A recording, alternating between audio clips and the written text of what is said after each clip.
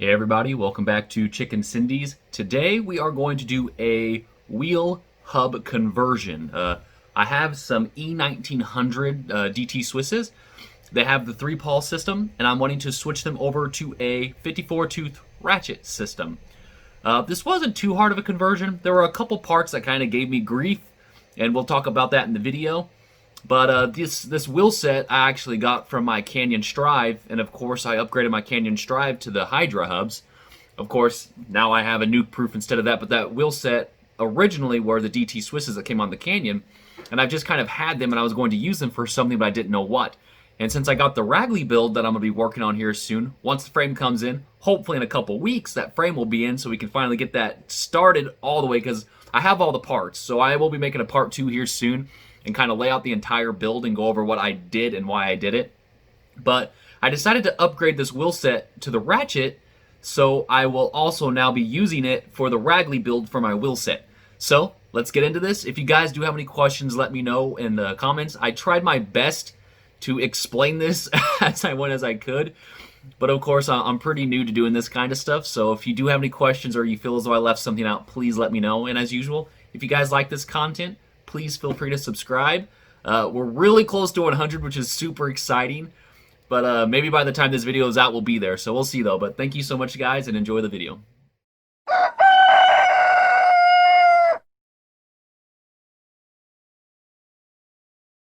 This is the DT Swiss 3-Pawl ring nut removal tool. This is the DT Swiss Star Ratchet ring nut removal tool. This is the DT Swiss shim ring. This is the Star Ratchet for the XD style free hub body. And this is the 54-tooth Star Ratchet kit with the grease. And this is the Star Ratchet ring nut. So we will begin with pulling off the old free hub body. It should just pull straight off like that, and you can see this is the 3-Pawl system. Next, you should have this aluminum bushing. I was able to reuse that. And then you will grab your 3-Pawl removal tool, and it should slip right in. And I'm going to cut to another video here because that was much more difficult than I thought it was going to be to remove that thing. Holy cow, it took a lot of strength to get that off. So just a heads up, if you're going to be doing this conversion, be prepared to fight there. So next, you'll be grabbing your Star Ratchet ring nut, and then grab the shim. There should be a slot on one side of the ring nut to be able to fit that shim right in, and that side will go down towards the bottom, and that's what's going to kind of hold the spring in place. Also grab that new that tool, the Star Ratchet removal tool, and as you can see, you just screw it in like normally, righty-tighty.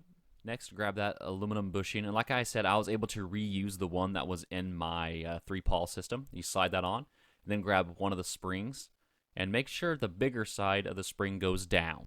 So now what I'm trying to do is put the seal from the old driver onto the new one, and as you can see, it just pulls right off, and it should fit on the other one no problem. So as you can see, I'm just slipping the seal over, and that will work absolutely fine. So you do not necessarily have to buy another one. You can use, or should be able to use, the older one. So now we open the grease, and we start to install the actual new Star Ratchets into the new setup. It says to lightly grease these, so I wouldn't use a ton. I just kind of did like a light glaze, I guess I would say. But now we can put the one in, and it should just fit no problem. And again, you'll have that spring in there already. So now I'm lightly greasing the other Star Ratchet. Now I'm putting this one on top of the other one. And now make sure you put that conical styled spring in the free hub body, and make sure you put the bigger side towards the bearing. And now you just slip it on.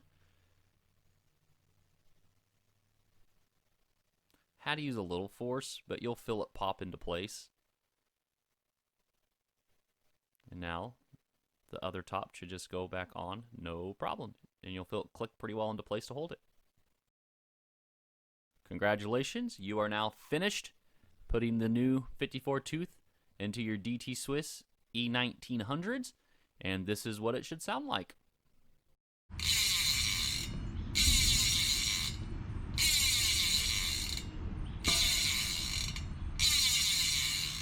Sounds pretty good. I'm very happy with the way that turned out.